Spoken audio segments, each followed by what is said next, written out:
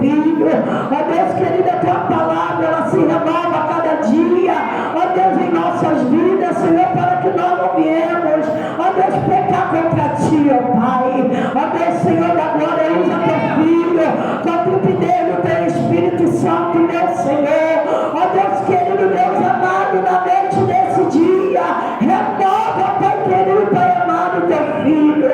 Ó Deus, Senhor da glória, e nessa noite eu passo o teu Filho para o teu cuidado, em nome de Jesus, eu espero você, Senhor. Saúde, amada igreja, com a santa e gloriosa paz do nosso Senhor Jesus Cristo nessa noite.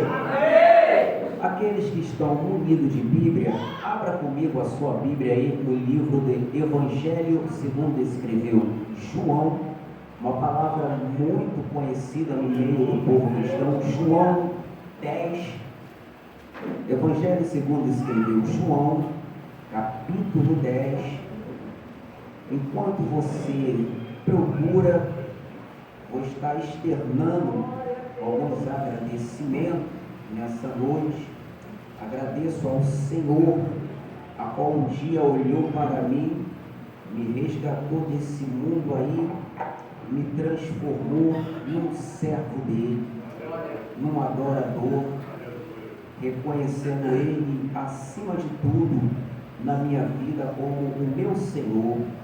Agradeço também a oportunidade que a Bispa Shirley nessa noite me concede de estar mais uma vez nessa casa, adorando juntamente com a amada igreja, os demais irmãos, o corpo de obreiro, as varoas da mesa de oração, que são peça fundamental dentro de uma obra. O obreiro que fica na porta ali, como eu fiz essa função e até hoje eu ainda faço essa função quando eu vou na igreja. A Bíblia diz que o obreiro, ele é a peça fundamental dentro da casa de Deus. Todos acharam? Amém. Evangelho segundo escreveu João, capítulo 10, versículo 10, uma palavra muito conhecida no meio do povo cristão, que vai dizer assim nessa noite, aqueles que estão sem Bíblia, mas acompanhem com os ouvidos, que diz assim: o ladrão não vem senão a roubar, a matar e a destruir. Eu vim para que tenha vida e a tenha com abundância. Versículo 11: eu sou o bom pastor. O bom pastor dá a sua vida pelas suas ovelhas. Poder se assentar, glorificando, exaltando o nome do Senhor nessa noite. Aleluia. Glória a Deus. Evangelho segundo escreveu João, o autor é o próprio João, a qual ele vai escrever aos crentes da igreja de Éfeso acerca de um acontecimento que ocorreu em seus dias. A Bíblia diz que Jesus ele já tinha sido crucificado, e como ele tinha sido crucificado, se levantou algumas heresias nos dias de João. Algumas pessoas começaram a perder a fé, a não acreditar mais no cristianismo, porque eles não tinham mais a figura humana de Jesus na terra. andando ali, lado a lado com eles, realizando milagre, a qual Jesus ele fez o coxo andar, fez o cego enxergar, curou a sogra de Pedro, que estava com uma febre muito forte, e quando Jesus chegou, curou. A Bíblia diz que João vai chegar aos ouvidos de João esse acontecimento. Vou falar para João: João, o povo está perdendo a fé, o povo está desacreditado, porque não tem mais a presença de Jesus na terra. Se passaram cerca de 60 a 90 anos, segundo os historiadores, da crucificação de Jesus, até João escrever o seu livro. E quando João ele vai ter conhecimento dessa notícia, peraí, vamos lá, vamos ver o que está acontecendo. A Bíblia diz que João ele vai pegar 7 principais milagres de Jesus e vai relatar dentro do seu livro. Um deles é a ressurreição de Lázaro. O primeiro foi as bodas de Canaã, e como é culto da família nessa noite de terça-feira, e a pessoa que mais amou e que mais ama a família é Jesus, o próprio Deus, porque um dos mandamentos de Deus é amor, família em primeiro lugar. E a Bíblia diz que João, ele, quando vai escrever seu livro, e um dos primeiros milagres que ele vai relatar vai ser num casamento, as bodas de Canaã. A Bíblia diz que não era chegada a sua hora de ele realizar, o seu ministério não tinha se iniciado, mas a sua mãe vai dizer assim: Jesus, o vinho acabou. E ele vai dizer: mulher, o que tem eu com isso? Só que Jesus, naquele acontecimento ali, ele estava presente no casamento, e era algo de muita importância para 2 pessoas. O que é mais importante em nossas vidas? Qual é a festa mais importante que nós não conseguimos esquecer? É o nosso casamento, é o dia que nós casamos, é o dia que nós trocamos os nossos votos, é o dia que não se apaga da nossa memória. Tem a festa de 15 anos dos nossos filhos, das filhas, né? Tem a festa de comemoração do casamento, a data, né? 20 anos, para quem tem 20, para quem tem 15, para quem tem 10, mas você não consegue esquecer desse momento. E quando Jesus ele vê essa ocasião, a Bíblia diz que ele vai falar assim, ó: pega para mim as talhas que estão vazias. E as talhas era o objeto que era colocado na porta para que você chegasse, você lavasse as suas mãos antes de você entrar na festa. A Bíblia diz que Jesus ele vai pegar aquelas talhas e vai mandar encher com água. E quando ele manda encher com água, a água se transforma em vinho. E ele manda chamar o mestre Sala. E quando o mestre Sala prova aquele vinho, o mestre Sala vai falar assim: ué, você serve o melhor vinho por último? Porque ele nunca tinha provado um vinho como aquele. Era de costume servir primeiro vinho bom, e depois que a pessoa já tinha consumido o vinho bom, o vinho ruim descia suavemente, naturalmente. O que é que Jesus ele quer trazer para nós nesse culto, nesse momento, nesse dia de hoje?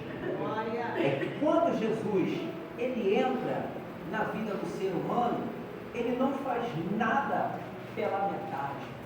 E quando ele entra na vida do ser humano, ele faz por completo. Ele não deixa faltar nada. Ele faz o de melhor. Ele faz o de melhor. Deixa eu ficar mais à vontade para pregar para vocês nessa noite. Minha garganta está me ajudando muito, mas eu vou pregar para vocês nessa noite. Eu creio. Aleluia. E quando Jesus ele faz esse milagre, ele vai transformar a água em vinho, no melhor vinho. Ele está se mostrando para que ele veio naquele momento ali. Ele veio para quê? Como nós lemos lá atrás, eu vim para que tenha vida e vida com abundância. Para que tenha com abundância. Para que possamos viver, gozar de uma liberdade, gozar de uma paz tremenda, gozar de uma abundância nessa terra, porque o mundo já é do maligno, mas ninguém se converte hoje e pede a morte. Você quer casar, você quer ser feliz, você quer ter uma família, você quer prosperar. Ninguém entra por essas portas, adora a Deus e pede a morte, porque o mundo já é do maligno. Não! Você quer os milagres de Deus na tua vida. Você quer ver Deus realizar coisas grandes na tua vida. Você quer ver Deus transformar a tua vida em todos os quadros, em todos os momentos. Você quer ver Deus fazer isso na tua vida. Aleluia. Aleluia. Glória a Deus. E você pode notar, você vai andar por toda a cidade do Rio de Janeiro. Você vai ver o Corcovado, você vai ver o Pão de Açúcar, obras lindas, feitas pela mão do Senhor. Mas a obra mais linda que Ele realiza na terra é o convertimento do homem e da mulher. Aleluia. Glória a Deus. Eita, papá, está na terra. A obra mais linda que Deus realiza na terra é o convertimento do homem e da mulher. É quando Ele pega o homem, um sujeito totalmente desprezível, como aquela talha que era colocada na porta para se lavar a mão. Ninguém dava valor, mas Ele pega aquela talha e fala assim: calma aí, eu vou encher essa talha. Eita, Jesus!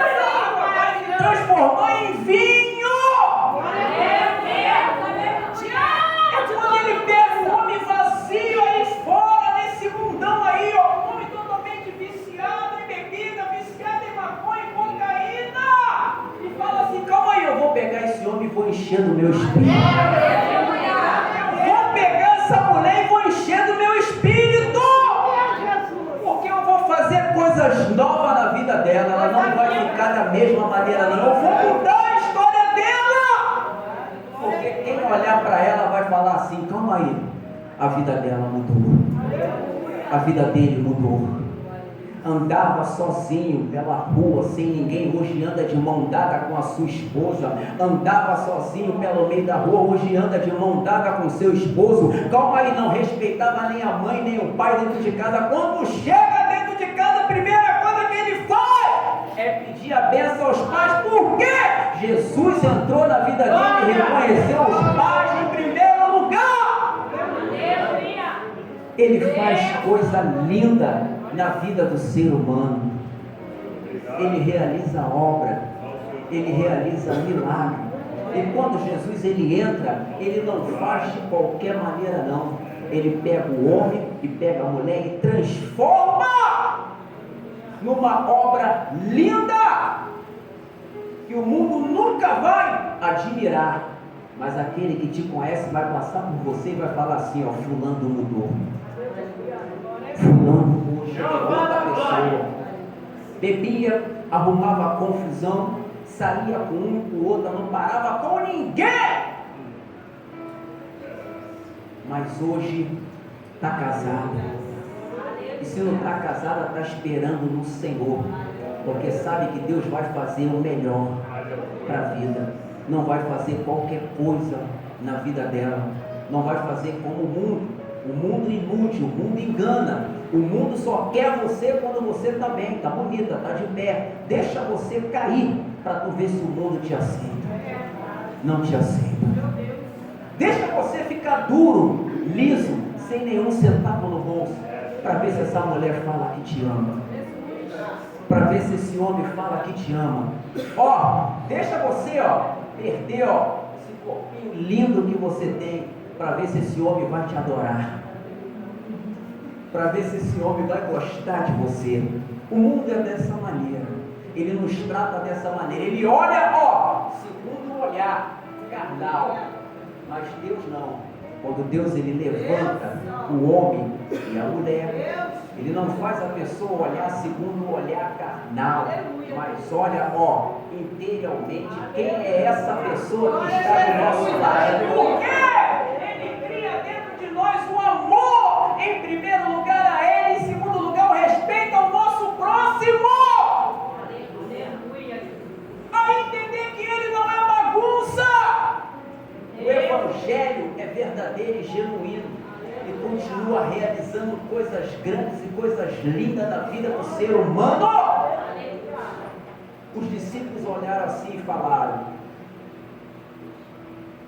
João, se levantou heresia. Jesus agora morreu. Não tem mais milagre. Não tem mais milagre.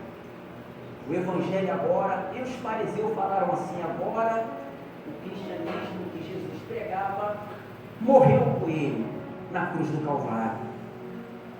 Mas quando eles pensavam que estava acabando o cristianismo, por ao contrário, não, morreu, acabou, não tem mais vida. Só que a crucificação, ela nos deu a oportunidade de todo aquele que está debaixo do sol abrir tua boca e clamar e rasgar o teu coração, você encontra a salvação. Aleluia! É diferente do Velho Testamento.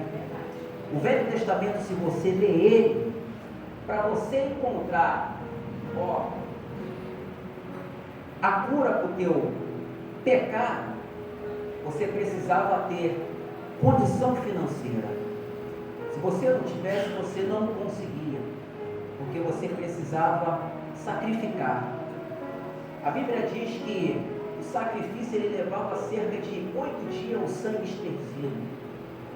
O sangue secava e o seu pecado era perdoado.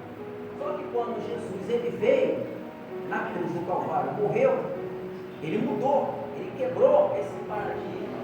Portanto, hoje, você peca, eu peco, eu dobro o meu joelho, eu alcanço perdão, mas também eu arco com as consequências do meu erro. É por isso que dentro de mim tem que haver temor.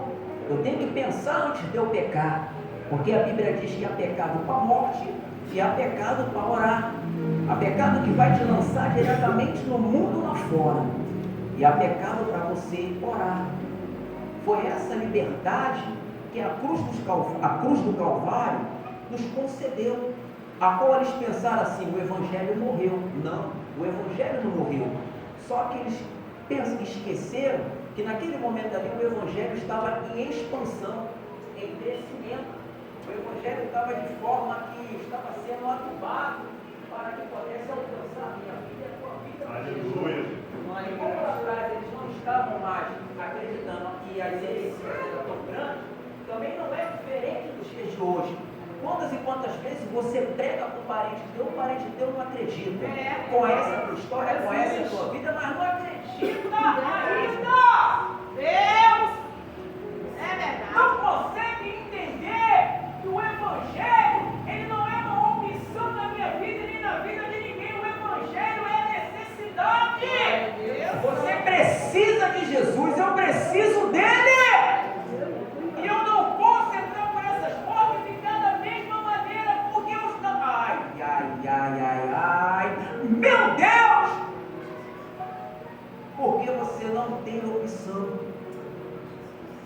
salvação é você entrar numa pizzaria e escolher sabores de pizza. Mas agora, salvação, não há paz se não estiver nele. Não tem salvação se não tiver em Jesus.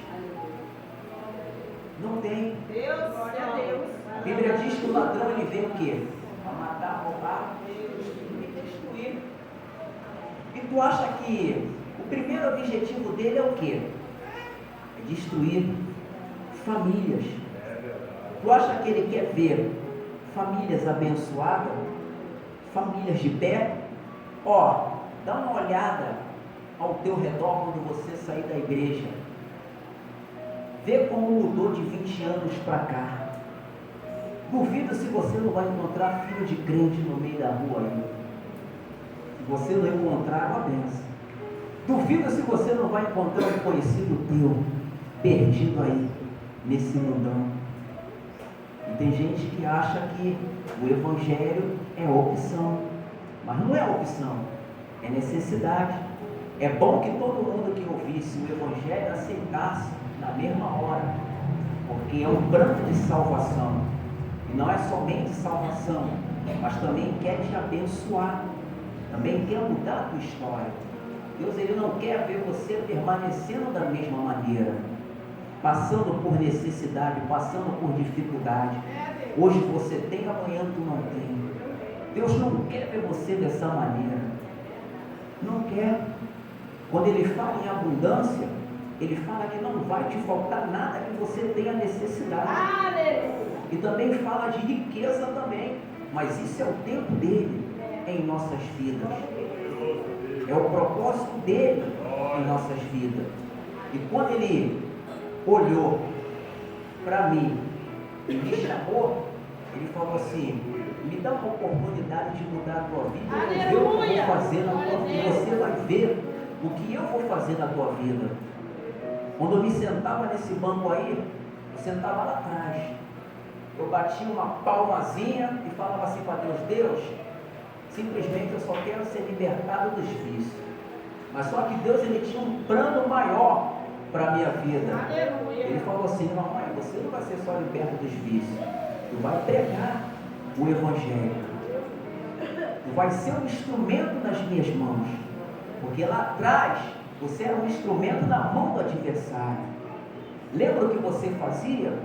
E agora? Será que agora você não tem coragem de pegar ou uma Bíblia, cair para dentro dela, ler com atenção, primeiramente ler para te alimentar e depois você passar isso para o povo? Porque isso vai te abençoar, isso vai mudar a tua história, vai mudar a tua vida. Por que eu estou pregando dessa maneira? Porque tem gente aqui que precisa ouvir isso e precisa entender que o evangelho ele nunca será a opção. Depende de você. Talvez você já está há tempo entrando pelas portas de uma igreja, visita uma, visita outra, e ainda não tomou a decisão de se converter. Continua, brigando consigo mesmo, impedindo das bênçãos te alcançar. Deus ele quer te abençoar. Deus ele quer transformar a tua vida. Deus ele quer te fazer feliz.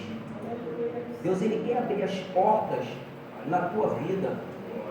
Mas depende de quem? Depende de mim. Depende de você.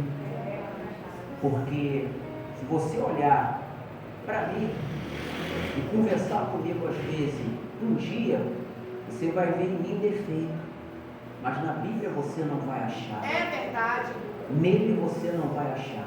Aleluia. No Evangelho você não vai achar. Porque ele é perfeito. E quando ele entra, ele faz perfeição. Ele não faz de qualquer maneira. Porque se ele fizesse de qualquer maneira, ele não seria Deus. Esse é meu Deus. Ele não seria Deus. E no casamento, quando ele viu aquela situação no casamento ali, ele falou: eu vou fazer o melhor, porque para eles verem O Evangelho é necessidade. E eu te amo. Aleluia. O Evangelho não é opção. E o fardo não é pesado, é leve. Só que nós que colocamos dificuldade. Sabe por quê? Colocamos dificuldade? Não queremos largar as velhas práticas. Queremos juntar as duas coisas, Evangelho e as velhas práticas. Só que uma vai ofuscar a outra. Não tem como agradar dois senhores. Ou você, larga tudo e se converte. Deixa Deus fazer o zero na tua vida, ou você continua agradando o antigo Senhor que você servia. Meu Deus. Porque não tem como. Lembre uma coisa, quando você vem com o Evangelho, você está nascendo de novo. Você vai se tornar o quê? Uma nova criatura. Então você vai aprender do zero. Não tem como você continuar com as mesmas velhas práticas dentro de você. Você precisa abrir o coração, você precisa deixar, sabe o quê? Deus te transformar. Eu falei assim para mim mesmo, eu era acostumado a fazer uma pergunta, um deles chamado, eu falei, eu nunca boto uma calça de crente na minha vida, eu não gosto disso. Aleluia. Mas eu paguei com a minha própria língua. Coisa linda. Eu nunca vou usar um sapato social. Quando eu olhava um crente assim, eu falava, meu Deus, para que isso? Senhor, eu dessa maneira, eu não me vejo dessa maneira. Gostava daquela bermudinha da Ciclone, para quem tem 40 anos, pegou essa época, né? Aquele Nikezinho, aquele Mizuno camaleão, né? Entendeu? Usava essas roupinhas, né? Gostava desse modelismo. Então era difícil largar aquilo ali, né? Era difícil você largar aquilo ali. Então acontece. Eu falei para mim mesmo, Senhor, funkeiro, curtia baile em tudo quanto é lugar, em tudo quanto é comunidade no Rio de Janeiro, frequentava isso daí, e não tinha medo, né? Verdade. Aí chega no Evangelho quer ter medo, né? E nem muita da gente chegava no pagode, né? Dançava o pagode a noite toda, muita vergonha, né? Se requebrava a noite toda, chega no Evangelho, tem uma oportunidade, não quer falar de Jesus. Tem vergonha de falar que Deus mudou a tua vida. Desse jeito. Mas lá no pagode tomava meia dúzia de cerveja, perdia o medo, perdia a coragem. O macaco andava até fulano. Jesus está aqui. Aleluia. Tem medo. Entendeu? Agora chega no Evangelho, entra na igreja, tem vergonha. Ou quer ter vergonha. Por quê? Lembra de uma coisa. Dói no começo, mas depois você vai ver que vai se tornando mais suave. Mas é preciso ter coragem. Ter muito mais coragem do que você achava que tinha no mundo aí. Porque quando você vem para o Evangelho, lembre-se que você não tem amigo. Tu não tem amigo. O mundo se vira contra você. Nunca te amou. Mas quando você se converte, ele se mostra verdadeiramente quem ele é para você. Ele mostra a verdadeira face quem ele é para você. Você consegue enxergar os seus próprios olhos quem o mundo é. Quando você se converte, você vai realmente ver que aquele mundo lá nunca gostou de você, mas só queria te bagunçar. E quando você virou as costas para ele, aí que ele vai falar assim, tá vendo? Enlouqueceu. Agora ela enlouqueceu. Agora ele enlouqueceu. Só que essas pessoas que falam isso pra gente são as mesmas pessoas que depois nos pedem oração. Porque elas conseguem ver Deus na nossa vida. Quando vê você abençoado por Deus, quando vê você transformada por Deus, lapidada por Deus, sendo abençoado pelo Senhor, a primeira coisa que ela pergunta, calma aí, eu quero isso em mim também. Porque uma das maiores formas do Evangelho ser pregado, ainda que tenha internet, ainda que tenha os celulares de última geração, mas é você, sou eu. É quando você anda pela rua e as pessoas olham para você e vê mudança na tua vida, e vê transformação na tua vida. É o maior meio de ser pregado. o Evangelho. É quando João, ele se deparou com essa situação e escreveu o seu livro. E você vai ver que, se você ler com calma em casa, você vai entender que ele vai pegar situações que, aos olhos humanos, era impossível de acontecer. Mas só que foi Jesus que chegou. Você vai ver, no capítulo mais à frente, a ressurreição de Lázaro. A Bíblia diz que já era de 4 dias. Os judeus, até 3 dias, a alma retornava ao corpo e ele podia viver novamente aquele morto ali. Só que já era 4 dias. Cheirava mal, já estava em estado de decomposição. Mas quando Jesus chega, Marta ou Maria, uma das irmãs, chega diante de Jesus. Se você tivesse aqui, ele não teria morrido. Só que Jesus vai falar: essa enfermidade não é para a morte. E quando Jesus chega, onde está? Está sepultado. E vai falar assim, ó: tiram a pedra. A pedra vocês podem tirar de tropeço do meio do caminho. O milagre eu vou fazer. Jesus pede para tirar a pedra. E quando Jesus pede para tirar a pedra, ele fala: Lázaro, sai para fora. E quando Lázaro sai para fora, muitos daqueles que eram incrédulos ali passaram a acreditar em Jesus, porque era impossível, depois de 4 dias, a pessoa tornar a ter vida novamente. Era o sobrenatural de Deus acontecendo na vida de Lázaro. Já era praticamente um prenúncio da sua ressurreição. O que eu quero dizer com isso? Nós oramos para ver o sobrenatural na nossa vida acontecer. E uma das coisas que Jesus deixou como testemunho, para que possamos acreditar nele, é o sobrenatural na nossa vida acontecendo. Quem aqui é cristão e nunca testemunhou do sobrenatural na tua vida? Não tem um. Não tem um que nunca passou por isso. Só se você não for convertido ainda. Mas se você passar a acreditar e crer e orar ao Senhor, você vai ver o sobrenatural de Deus acontecer na tua vida.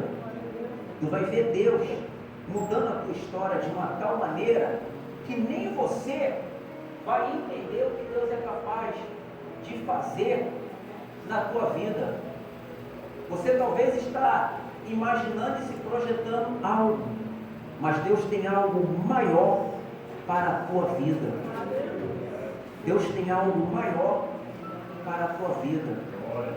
O sobrenatural de Deus, você vai testemunhar. Deixa eu ver parente aqui. Começou a pandemia,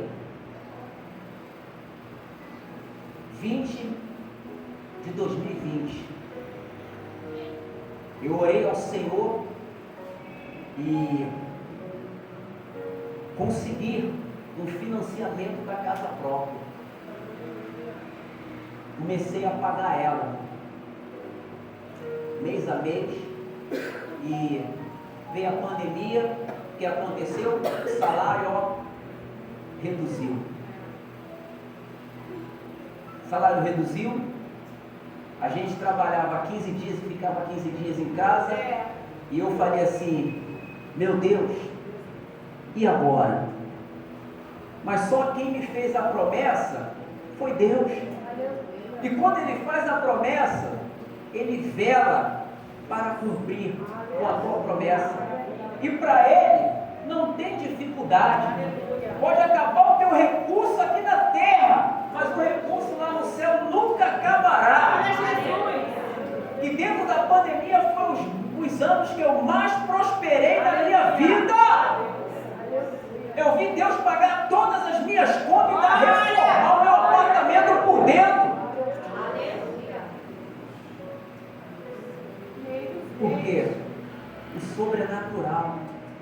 de Deus. Eu orei tanto para conseguir sair do aluguel. E quando eu saí, comecei a pagar, veio a pandemia. Fiquei com medo de perder o emprego. Mas graças a Deus, Deus foi fiel conosco ali. Orando ao Senhor, e eu falei, vou ver o sobrenatural de Deus acontecer na minha vida. E Deus ali, Ele supriu toda a nossa necessidade. Aos olhos humanos, eu olhava para aquela situação e falava assim, meu Deus, eu não vou conseguir. Pagando aluguel e pagando financiamento, as duas contas ao mesmo tempo, como é que eu vou conseguir pagar? Só que eu vi Deus enviando recursos. Aleluia! Glória a Deus! Eu vi Deus fazendo assim, ó, o telefone tocava. Deus Irmã, fiel, aleluia! vem buscar essa quantia. Ô, Eu glória! falei, Deus, tu és fiel. Eu vi o telefone tocando, passa o número da tua conta. Eu falei, Senhor, Deus tu és fiel. Eu vi o telefone tocando, parou, entra no carro comigo, vamos ali fazer uma compra. Levar minha esposa no mercado, fazer uma compra e ainda deixar uma quantia. Falei, Deus, tu és fiel. E eu fiquei preocupado, fiquei abalado, mas ali naquele momento ali eu orei a Deus, eu falei, eu vou ver o sobrenatural de Deus acontecer na minha vida. Eu não vou passar vergonha, porque se esse Deus que eu prego nas igrejas, o sobrenatural, e eu não ver, eu não acredito nele. Não porque eu não queria acreditar não, mas eu falava assim, eu não sirvo a Deus pelo que Ele é capaz de fazer na minha vida, mas eu sirvo a Deus pelo que Ele é. Mas se Ele me chamou, eu vou ver o sobrenatural na minha vida acontecer. Eu não vou ficar envergonhado nessa terra não. E muitas das vezes a gente pregando nas igrejas, eu, minha esposa e a minha filha, e eu enfrentando essa situação, e Deus abençoando. E eu falava assim, Deus, tu és tremendo, porque dentro de um vento na terra, e tu abençoar os teus servos. O ímpio enfrentando batalha, entregando financiamento de carro, perdendo casa, perdendo tudo, e o servo de Deus conseguindo pagar e ainda fazendo festa. Eu falei, Senhor, fiz até o aniversário da minha filha. Eu mesmo que fui lá em Madureira, comprei tudinho, eu mesmo que decorei, minha mulher, vamos decorar. Compra as bolinhas, vamos encher. Eu acredito. Decoramos. Levei meu sobrinho, comeu salgadinho, levou até para casa. Até refrigerante levou para casa. Entendeu? Fiz um panelão de sopa, não sobrou nada. Falei, Senhor, tu és Deus, tu és fiel. Dentro de um vento na terra, e o crente sendo abençoado. Porque lá atrás, Ele me fez uma promessa. Lá atrás Ele falou assim comigo, ó, vem me servir, porque eu tenho coisa boa para você nessa terra. O mundo só te bateu. Lembra que tu só perdeu. Tu era um fracassado e derrotado aí, ó, desprezado por todos, por tudo. Ninguém te dava valor. Mas eu, ó, olhei para você e te enxerguei, e aquela talha eu enchi. E me enchi com o meu melhor, e enchi com o meu espírito. Tu vai profetizar na vida de pessoas e vai acontecer. E quando você profetizar, você dá lugar e eu vou fazer na tua vida acontecer. Há umas coisas que o diabo falou para mim lá atrás. Ele falou assim, ó, você não casa e não para com ninguém. Primeira coisa que Deus fez na minha vida quando eu se converti foi casar, para quebrar a obra de Satanás. 2 anos de convertido, 2 ou 3 anos de convertido, conheci minha esposa. Ela me viu lá na restauração, eu bailando lá, dando lugar, ela falou, esse é meu neguinho, cheio de Deus, ela falou. E quando eu casei com ela, escuta a história, vê como é que é a provisão de Deus. Eu bailando lá na restauração, né, cheio de unção, né? Aí daqui a pouco eu o solado do sapato voou. O vento era forte. Eu cheio de promessa, mas não tinha nada. Falei, Senhor, que me chamou. E ela lá atrás no cantinho viu aquela cena, ó, a sola do sapato parou lá. Aí o obreiro que nele ali na porta pegou. Varão, tá solado aqui. Eu falei, bota isso no chão, rapaz. Bota isso no chão. Botou o solado, eu fiquei lá debaixo da cadeira. Falei, Jesus, que batalha, que prova. E quando conheci ela, eu falei assim para ela, eu não tenho nada, só tenho a minha roupa do corpo nesse momento e fé. Tu quer casar comigo? 3 meses. É muito Deus mesmo, né? Porque olhar para a pessoa e falar assim, só tenho roupa do corpo e fé. E muita fé em Deus. Ela naquele momento ali, ela balançou, pensou 2 vezes, será que eu estou entrando numa furada? Será que eu estou entrando numa furada? Porque só tem, eu esperava um varão, né? Com uma condição financeira, com uma casa própria, com um carro bonitão, mas de repente apareceu esse aí. Mas só que Deus era na minha vida e era na vida dela, né? E eu falei, ó, nós vamos construir. Deus me chamou para construir, para não pegar nada pronto. E até hoje, pela misericórdia de Deus, nós estamos aí caminhando lado a lado, construindo junto. Já partindo para 11 anos de casamento.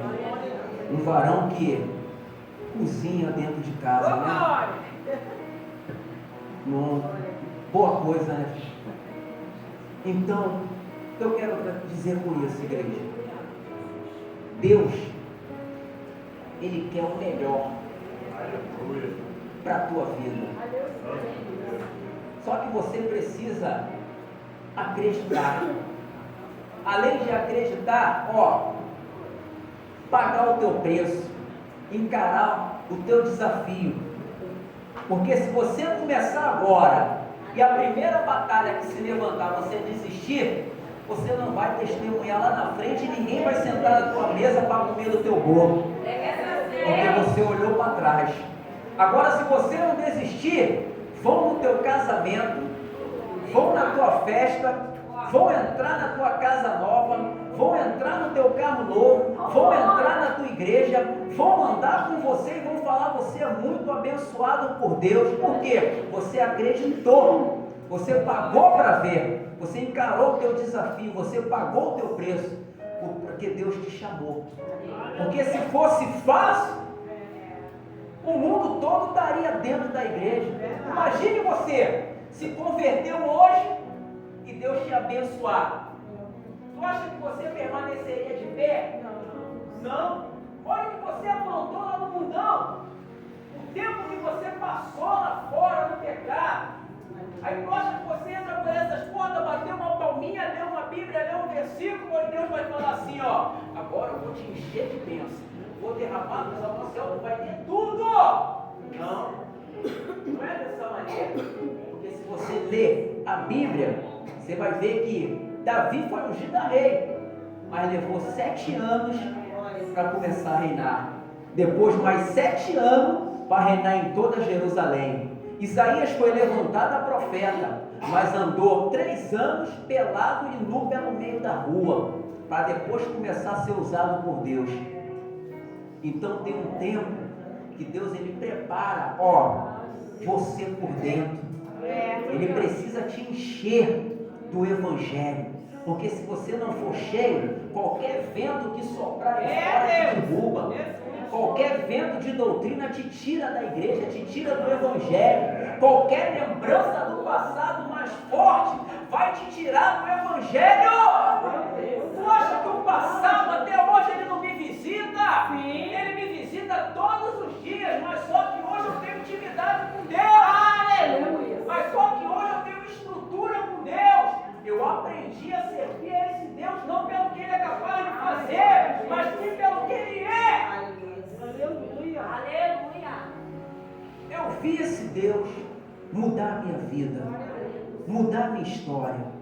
fazer de mim uma nova criatura. Ó, gerar dentro de mim adoração e não emoção. Emoção é aquela coisa que você vai ouvir um louvor, tu vai até chorar, vai te tocar naquele momento ali, ó. Mas depois, se você não tiver dentro de você adoração, temor ao Senhor, você vai estar vazio. Foi assim que aconteceu lá atrás. João, ele vai escrever para poder jogar por terra as heresias, porque as heresias estavam matando o povo, porque eles acham que a presença de Jesus em carne não estava mais na terra, o milagre não estava acontecendo. Você não viu Jesus, eu também não vi Jesus em carne, mas eu acreditando, ele mudou minha vida, ele mudou minha história. Aleluia! Você não consegue ver ele, mas você vê ele na tua vida. Olha quem você era e quem você é hoje. Não tem como não ser Deus na tua vida. É Deus na tua vida. É Jesus na tua vida.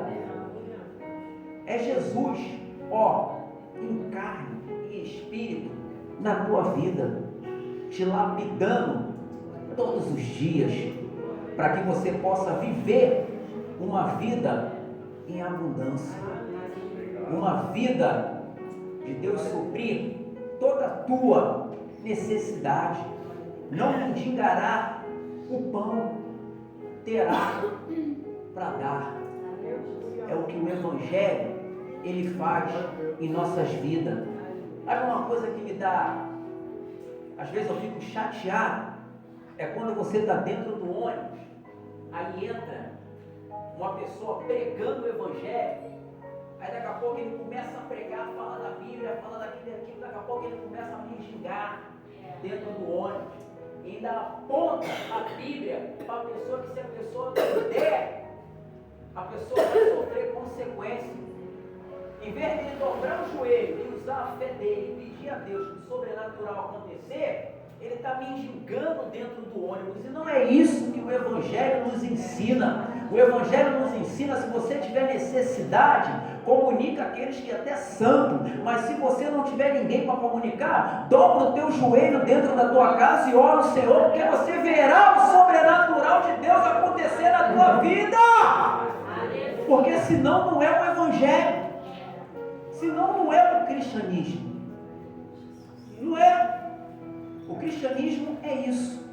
Ele é real, verdadeiro e supre a nossa necessidade. Abre as portas para que você possa ter o teu sustento, para que você tenha condição de sobreviver e viver uma vida em abundância.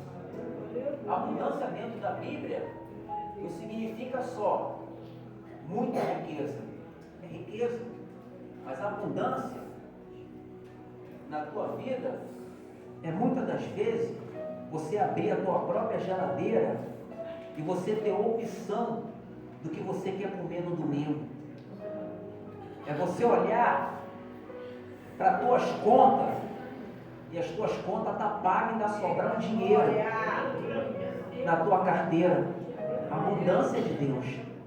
Lembra que lá e outrora você recebia na sexta-feira, dia 5, no dia 5 caía na sexta-feira, já no sábado de manhã já estava duro. Segunda-feira já estava pedindo dinheiro emprestado para pagar a passagem para ir trabalhar. Por quê? Não tinha abundância de Deus na minha vida. Hoje a minha esposa, quando sai comigo, fala assim: você tem até a condição de comprar, mas você não compra. Eu sou até chamado de pão duro pela minha família, porque não gosto de gastar dinheiro à toa. Eu até chamado de pão duro. Fui chamado muitas das vezes no seio da minha família de pão duro. Porque eles achavam que eu tinha que gastar dinheiro à toa, né? Comprar. Eu falei, mas eu não falei, Jesus não me chamou dessa maneira. Vou comprar coisa de necessidade. Não vou ficar gastando dinheiro sem necessidade, depois ficar duro, ficar devendo aí, pagar as contas, não conseguir pagar as contas. Pegar cartão de crédito, chegar lá, comprar um dinheiro que não é teu. Não adianta. Você pode ter um limite de 10 mil no cartão, mas o dinheiro não é teu. Você vai ter que pagar aquilo ali. E depois tu vai tirar o dinheiro da onde para você pagar? Tu vai ficar endividado. Então, Deus ele ensina a gente até a administrar o que vem em nossas mãos. É o Evangelho, é o cristianismo. O ladrão, ele vem senão a roubar, a matar e a destruir. Ele não quer o teu bem, não. Ele veio para matar, roubar e destruir. Mas Deus, ele veio para dar vida e vida com abundância. Para que você possa ser testemunha dos milagres de Deus nessa face da terra e ainda gozar das bênçãos de Deus. Porque eu não conheço ninguém que serve a Deus verdadeiramente e não teve a tua vida mudada. Só se a pessoa ficou de qualquer maneira. Porque meu pastor, eu vi a Deus abençoando a vida dele de uma tal maneira. O pastor que me batizou, meu pastor Eli, é como para mim, eu falo que ele é para mim uma referência, até mais do que o meu próprio pai. Porque meu pai, para mim, eu conheci muito pouco tempo. A minha família foi totalmente destruída por obras de Satanás. Minha mãe separou, minha mãe foi pai e mãe dentro de casa e criou a gente, só ela trabalhando, eu, meu irmão e minha irmã, não tive pai. Eu fui conhecer uma figura de pai através do meu pastor, que me ensinou a Bíblia, que me ensinou a verdade, que muitas das vezes eu olhava para mim e falava assim: Marcos, Deus tem uma obra linda na tua vida, homem. Toma vergonha na cara, para de bagunça, cara. Tá perdendo tempo aí nesse mundo, cara. Ainda tu não tomou vergonha nessa cara. Deus me falava dessa maneira. Quando falava outras palavras também, pegava pesado mesmo. Descia a madeira mesmo, não tinha pena não. E eu muitas das vezes ia para casa chateado, mas daqui a pouco eu voltava, aí daqui a pouco passou-se um tempo e eu vi que as palavras que ele pregava foi para mim amor, foi para mim mudança na minha vida. Porque muitas das vezes a pessoa acha que o amor dentro da Bíblia é falar versículo bonito, né? É não chegar, eu estou encerrando, não vou enfadigar você, eu creio que você já recebeu a mensagem, já adorou a Deus, vai para casa e vai meditar dentro dessa palavra. Muitas das vezes a pessoa pensa que amor dentro da Bíblia é falar versículos bonitos, né? Ah, Deus é amor, entendeu? Se esquece, entendeu? Muitas das vezes, amor dentro da Bíblia foi o que ele falou para Nicodemos. Você conhece essa passagem, né? O que ele falou para Nicodemos? Nicodemos chegou elogiando, né? Mestre, ninguém faz esses milagres se não vier do céu. Jesus vai falar assim para ele: ó, se você não nascer de novo, você não vai ver o reino dos céus. Simplesmente falou para ele: ó, você não é convertido. Você está esse tempo todo na igreja, no templo, mas você ainda não se converteu. Você precisa nascer de novo, senão tu não verás o reino do céu. E Nicodemos tomou posse daquela palavra ali. E a partir daquele momento ali, houve convertimento na vida daquele homem. E aquele homem foi peça fundamental no sepultamento de Jesus. Foi ele que bancou, financiou tudo. Porque ele entendeu que Jesus pregou para ele a verdade como ele nunca tinha ouvido dessa maneira. Estava acostumado, por ele ser uma pessoa rica, a ocupar lugar de destaque, ouvir palavras que só mexia com o seu ego. Mas quando ele ouviu a verdade, ele não recebeu tapinha nas costas nem elogio, se converteu. E tu acha que é diferente na tua vida? Tu acha que elogio vai te mudar? Já viu elogio mudar alguém? Primeira coisa, quando você recebe um elogio, o que acontece contigo? Teu peito logo se enche, né? Tu se sente, né? Tu é o melhor, tu é bom, tu faz e acontece. Tu se enche. Mas quando você escuta algo verdadeiro, tu murcha, né? E quando tu murcha, o que acontece contigo? Você pensa. Tu tem duas opções. Ou você recebe, ou você não recebe. Aqueles que recebem, têm a vida mudada. Aqueles que não recebem, continuam com a vida da mesma maneira. E assim eu agradeço a minha oportunidade nessa noite. Aleluia. Louvado e agradecido és o nome do Senhor. Que Deus continue abençoando.